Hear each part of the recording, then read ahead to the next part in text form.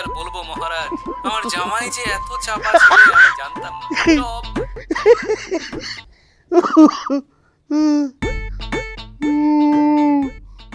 Mobile দেখা বাদ দিয়ে বাজারে যাও। ধরো বাজারে ব্যাগ ধরো। কথা কানে যায় না? বাজারে যেতে কইছি না? আর আমি গোপাল বার দেখতেছি ওখানে বাজার যাবো। মোবাইল দাও, জলদি মোবাইল দাও। ছোট পোলাপান হইছো যে কার্টুন দেখবা? যাও বাজারে যাও।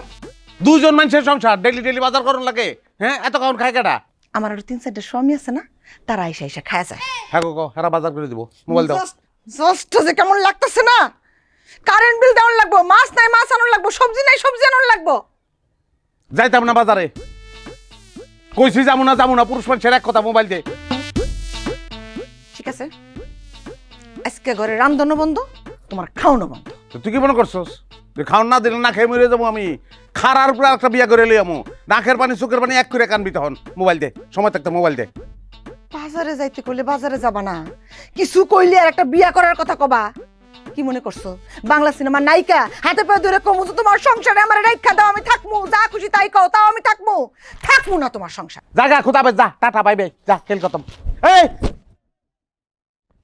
অনেক তো গোপাল বার মরে গেছিল। যাও তখন আবার টাইনা যখন লাগবো।